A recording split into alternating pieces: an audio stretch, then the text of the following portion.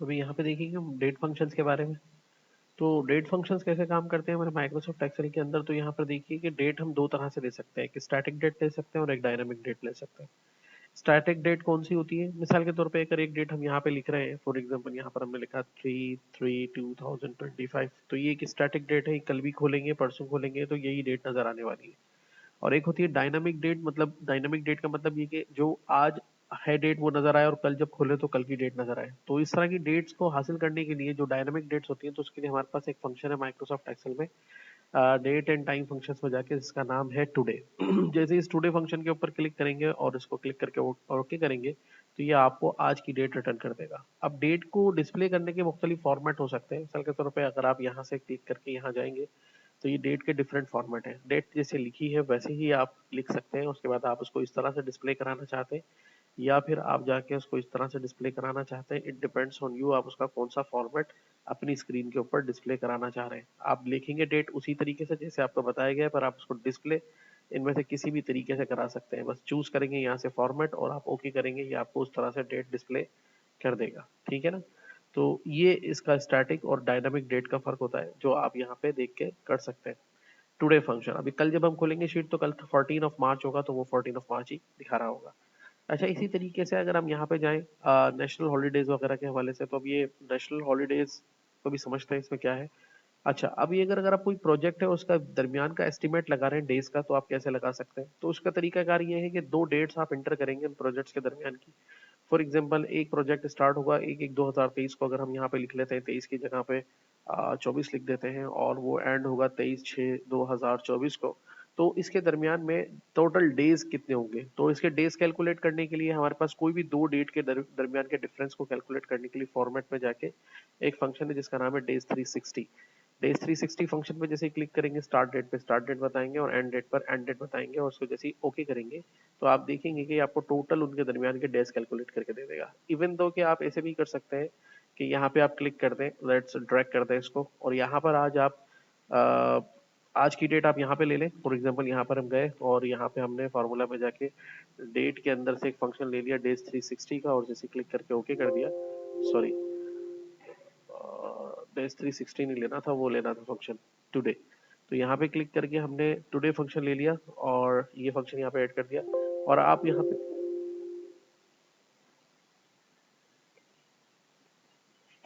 ये फंक्शन यहाँ पे हमने एंटर कर दिया, और यहाँ पे क्लिक करके हमने आज की अपनी कोई डेट ऑफ बर्थ इसके अंदर डाल दी। सपोज टू बी मैंने एक डेट ऑफ बर्थ डाल दी 1/3/1988। तो ये बता देगा टोटल नंबर ऑफ डेज, आज तक आप कितने दिन जिंदा पैदा है, तो कब से कब तक के हैं, 13,332 दिन हो चुके हैं। तो यहाँ पर आप इस तरह से भी कैलकुलेशन मालूम कर सकते हैं दो डेट्स के दरमियान के डिफरेंस को मालूम करने के लिए। फंक्शन का नाम है डेज 360।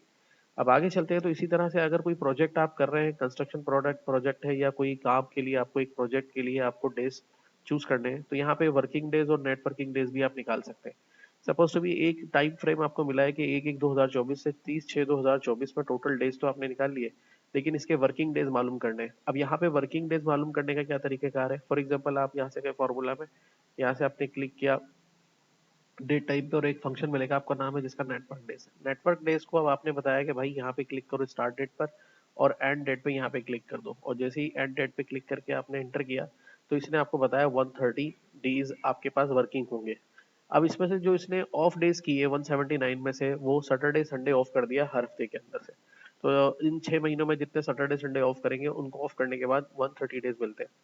लेकिन अब इसमें एक और बात भी आती है कि अगर आप किसी ऐसे कंट्री में रहते हैं या कोई ऐसी सिचुएशन है काम करने की जहाँ पे सिर्फ फ्राइडे ऑफ होता है, या सिर्फ फ्राइडे नहीं सैटरडे ऑफ होगा या संडे ऑफ होगा, तो उस सूरत में आप क्या करेंगे। तो इसका एक और दूसरा फंक्शन है इसी तरह का वेरिएंट के साथ है, नेटवर्क डेज INTL इनिशियल के साथ। इस पे क्लिक करेंगे, स्टार्ट डेट में स्टार्ट डेट बताएंगे, एंड डेट में एंड डेट बता देंगे। अब आगे वीकेंड के लिए एक नंबर आपको चाहिए होता है। अब वो नंबर आपको अगर मालूमात नहीं है, तो आप क्या करेंगे, फिलहाल इसको ओके कर देंगे, सेव रिजल्ट देगा आपको ये। अब आप इसको थोड़ा सा एक्सपेंड करें, यहाँ डबल क्लिक कर दें नंबर के लिए। एक थोड़ा तीसरा वाला जो आर्ग्यूमेंट है वो हमें पता नहीं था, इसलिए हमने इसको ओके कर दिया। तीसरे आर्ग्यूमेंट को मालूम करने के लिए ये आपके पास पूरा लिखा आ गया, ये स्टार्ट डेट है, ये एंड डेट है। अब आगे अगर आप इसके लगाएंगे कॉमा, तो ये आपसे कहेगा वीकेंड। अब वीकेंड की एक लिस्ट दे देगा कि भाई अगर आपको सैटरडे संडे ऑफ करना है तो 1 दबाएं, संडे मंडे ऑफ करना है तो 2 दबाएं, मंडे ट्यूसडे ऑफ करना है तो 3 दबाएं। इस तरह से अगर हमें क्या ऑफ करना है, सिर्फ संडे ऑफ करना है तो 11 दबा दें। लेकिन आजकल अगर हम कंस्ट्रक्शन का काम करा रहे हैं तो क्योंकि उसमें मजदूर तबका होता है, तो लेबर के लिए जो डे ऑफ होता है वो फ्राइडे का होता है। तो फ्राइडे के लिए कौन सा बटन दबाना है, तो यहाँ पे हम नीचे आ गए थोड़ा सा और देखा तो फ्राइडे के लिए 16 नंबर डाल दें। तो जैसे ही हम यहाँ पे 16 नंबर एंटर करेंगे और जाके एंटर करेंगे तो यहाँ पर आपको बता रहा है कि अगर हम इन 6 महीनों में जुम्मे की छुट्टी को सिर्फ निकालें फ्राइडे की, तो आपके पास वर्किंग डेज बनते हैं 156। ठीक है, अब यहाँ पे 156 आ गए आपको, और यहाँ पर आपके पास हॉलीडेज अगर आप निकालना चाहें तो वो तो बहुत आसान है। आप सम करेंगे, यानी कि सम करेंगे और वर्किंग डेज में से ये वाली हॉलीडे सॉरी टोटल डेज में से ये वाले निकाल देंगे तो आपको हॉलीडे पता चल जाएगा। फॉर एग्जाम्पल अगर हम यहाँ पे कंटेंट करते हैं और यहाँ पे क्लिक करके कहते हैं भाई सम भाई ये टोटल डेज थे और इसमें से माइनस कर दो, एक मिनट जरा आगे आ गया, थोड़ा सा कॉलम बड़ा करना पड़ेगा। तो यहाँ पे क्लिक करके हमने कहा सम, भाई ये टोटल डेज थे इसमें से माइनस कर दो वर्किंग डेज, तो आपके पास निकल के आ गई हॉलीडेज। 23 हॉलीडेज आपको इसमें मिलेंगी अगर आप फ्राइडे ऑफ करते हैं। ठीक है, इस तरह संडे की भी मालूम कर सकते हैं, सैटरडे की भी मालूम कर सकते हैं। नेशनल हॉलीडेज क्या होती है, अब ये नेशनल हॉलीडेज वो होती हैं जैसे कि भाई ईद की, बकरा ईद की, दिवाली की, मुहर्रम की, ये सारी छुट्टियां होती है। इसका तो तरीका ये है कि फिर ये सारी डेट्स आपको पहले लिखनी पड़ेंगी। अब ये सारी डेट्स लिखने के लिए पहले ये डेट्स आपके पास होनी चाहिए। जैसे मैंने यहाँ पे कुछ डेट्स लिखी थी। अब ये डेट्स आपको कहाँ से मिलती है, यहाँ पे जाइए गूगल पर और उस पर जाए लिख दीजिए पाकिस्तान 2025 नेशनल हॉलीडेज। ठीक है, और यहाँ पे क्लिक कर दिया तो यहाँ पर देखें ये सारी की सारी छुट्टियां लिखी हुई आ गई कि भाई 5 फरवरी की छुट्टी है भाई, इस तरह से 6 जून की छुट्टी होगी, लाइकली इवनिंग ऑफ जनवरी 6 जून की होगी, नवंबर 9 की छुट्टी है, मार्च 23 की छुट्टी है। तो यहाँ पर हम लिख लेते हैं और उसके बाद कह देते हैं हॉलीडेज कैलेंडर। तो यहाँ पे क्लिक करके जैसे ही क्लिक करते हैं, अब देखिए क्या दिखाता है ये हमें। तो यहाँ पे कुछ रिजल्ट आ रहे हैं, तो ये डेट्स लिखी हुई तो आ रही है, लेकिन अब ये लिखी हुई आ गई 1 मई की, 12 मई की, 7 जून की। अब ये सारी छुट्टियां पहले आपको यहाँ पर डेट के सूरत में लिखनी होगी, जैसे मैंने ये 2023 की लिखी थी। सही है, अब मैं इसी एग्जांपल पे आपको समझा देता हूँ। ये मैंने कुछ छुट्टियां लिखी हैं जो फरवरी से लेके मैंने लिखी है अक्टूबर तक के दरमियान की, और अब मैं यहाँ पे डेट को चेंज कर रहा हूँ, सपोज 1/1/2023 से 30/6/2023। ठीक है, मतलब ये छुट्टियां पहले आपको लिखनी पड़ेंगी जिसकी आप मालूम करना चाह रहे हैं। तो अब ये मुझे बता रहा है कि भाई अगर 1 जनवरी 2023 से 30/6 जनवरी 2023 तक टोटल वर्किंग डेज बन रहे हैं 179। अब अगर उसमें से टोटल नंबर ऑफ डेज 179, अगर सैटरडे संडे ऑफ करेंगे तो 130 है, और अगर आप फ्राइडे ऑफ करेंगे तो 155 है। नंबर ऑफ हॉलीडेज बन रही है 24। अब आप ये कह रहे हैं कि भाई अब मुझे तुम ऐसा करो कि ये छुट्टियां भी निकाल दो, फिर बताओ नेट वर्किंग डेज कितने बन रहे हैं। तो फंक्शन आप भले नेटवर्क INTL यूज कर लें, वही फंक्शन जो भी आपने यूज किया था दोबारा से। तो यहाँ से गए और उसको कहेंगे भाई अब हमें कुछ पता चल गया है, तो हम कहेंगे भाई ये फर्स्ट डेट ये है और सेकंड एंड डेट ये है, और INTL में फ्राइडे ऑफ करना है हमें, फ्राइडे ऑफ कर दिया हमने 16 नंबर डाल के। ठीक है, और हॉलीडेज वाले सेक्शन में ये जो हॉलीडेज आपने लिखी है, अब ये हॉलीडे वो लैप्स होंगी इसमें से जो इन दोनों डेट्स के दरमियान की होंगी। मिसाल के तौर पे, यानी कि जून तक का है ना ये सिस्टम, तो जून के अंदर जो भी छुट्टी आ रही होगी वो इसमें से माइनस करेगा, अक्टूबर की छुट्टी माइनस नहीं करेगा। ठीक है, ये ध्यान में रखिएगा। आप सोचेंगे 12 छुट्टियां वो 3 माइनस क्यों करा है। दूसरी, फ्राइडे की छुट्टी भी माइनस नहीं करेगा क्योंकि फ्राइडे ऑलरेडी हम यहाँ पे बता चुके हैं। ठीक है, और अगर सैटरडे संडे होगा तो उसकी छुट्टी भी माइनस नहीं करेगा अगर हम सैटरडे संडे ऑफ कर रहे हैं। तो जैसे एंटर करेंगे तो ये देखिए आपको 150 डेज इसने प्योर निकाल के दे दिए कि अगर आपकी ये छुट्टियां भी बीच में आती है जो आपने बताई है हॉलीडेज, तो उसके बाद 150 दिन प्योरली आपके पास बचेंगे वर्किंग के लिए। सही है, तो इस तरह से आप डेट फंक्शंस को यूज करके कोई भी दो डेट के दरमियान के ये सारे वेरिएंट मालूम कर सकते हैं किसी भी प्रोजेक्ट के लिए, या आप कोई डेट निकालना चाह रहे हैं उन काम के लिए ये बेहतर है। उसके बाद आगे इस पे और भी मैंने काम किया हुआ था एक बार, अच्छा इस पे नहीं है। अच्छा, अब यहाँ पर आ जाए डेट फंक्शंस के हवाले से कंटिन्यू करते हैं। कुछ जगह पे डेट इस तरह से लिखी हुई होती है, मतलब अलग अलग कॉलम्स पे, कि डेट इधर लिख दी, मंथ इधर लिख दिया, ईयर अलग अलग डाले सेल्स के अंदर। अब उसकी डेट की फॉर्मेशन कैसे करेंगे, तो इसके लिए एक फंक्शन है हमारे पास डेट। डेट फंक्शन इसको पूरी डेट बना देगा। चॉइस है हमारे पास किस तरह से करना है। तो सबसे पहले हम यहाँ जाएंगे और क्लिक करेंगे फार्मूला पे, और डेट पे क्लिक करके यहाँ से डेट फंक्शन को। डेट फंक्शन हमसे तीन बातें पूछेगा। भाई जिस नंबर को तुम ईयर बताना चाहते हो उसको यहाँ बता दो, जिस नंबर को मंथ बताना चाहते हो उसको यहाँ बता दो, जिस नंबर को तुम डेट बताना चाहते हो वो यहाँ बता दो, और जैसे ही क्लिक करके आप ओके करेंगे एंटर, तो ये देखें उसकी पूरी डेट बना देगा। डेट का फॉर्मेट आप जैसे चाहें यूज कर सकते हैं, मैंने अभी सिखाया आपको कि आप यहाँ पे जाके होम में यहाँ से क्लिक करके और यहाँ जाइए, लॉन्ग शॉर्ट डेट तो वहीं मिल जाती है, और यहाँ से अगर आप और फॉर्मेट देखना चाहें तो इसे पूरी डेट बना के आपको दिखा देगा। ठीक है, अब कहीं पे डेट आपको ऐसे लिखी हुई मिल जाए, अब आप चाहते हो कि यार वो दोबारा से अलग अलग हो जाए तो इस पे भी तरीकेकार यही है आसान सा कि भाई आप यहाँ पे क्लिक करें, इस डेट में से डे निकालना है आपको, तो यहाँ क्लिक करें, फॉर्मूला में एक फंक्शन है जिसका नाम है डेज, तो डे पे जैसे ही क्लिक करेंगे इसका रेफरेंस देंगे, एंटर करेंगे तो उसमें से डेट निकाल लेगा। उसमें से अगर आपको मंथ निकालना है तो यहाँ से आप एक फंक्शन है मंथ, और उस पर क्लिक करके जैसे इसका रेफरेंस करेंगे तो मंथ निकाल लेगा।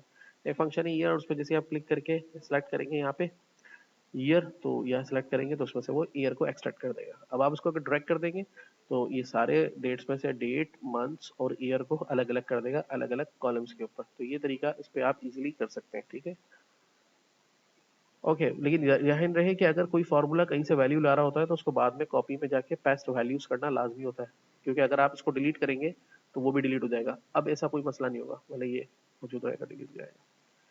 ठीक है, अब उसके बाद और क्या है इसके अंदर, और तो कुछ नहीं बनाया।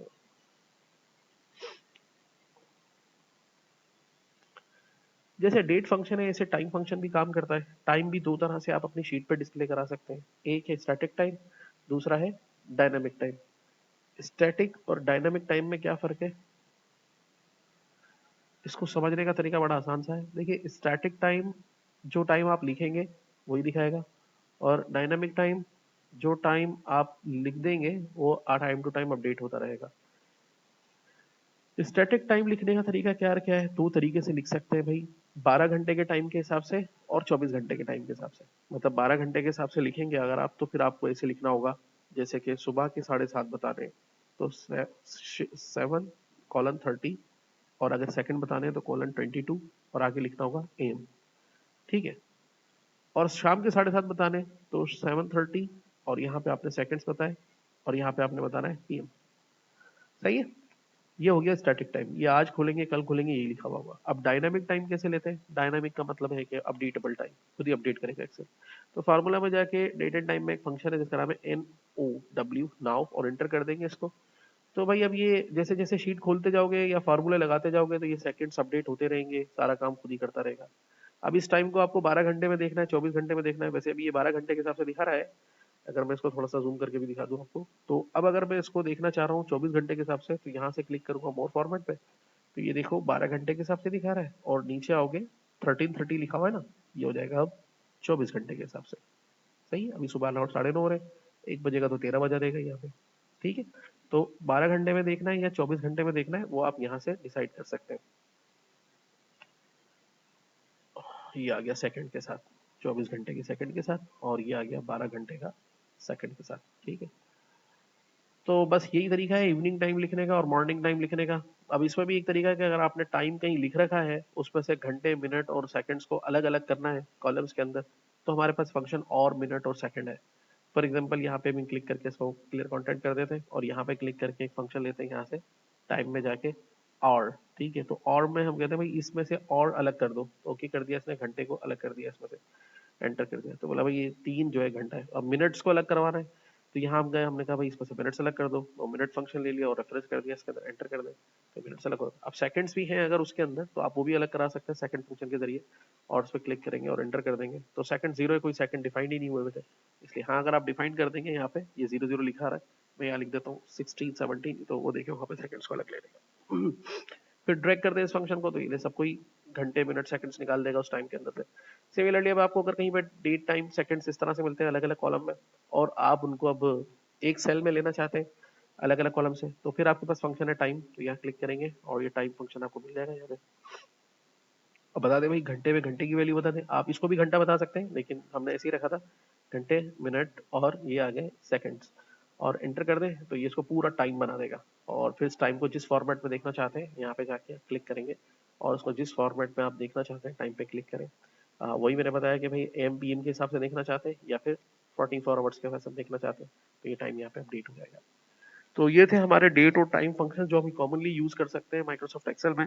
और ये यूजुअली यूज हो भी रहे होते हैं कहीं ना कहीं शीट्स के ऊपर कैलकुलेशन करने में, तो आप इसको यूज कर सकते हैं।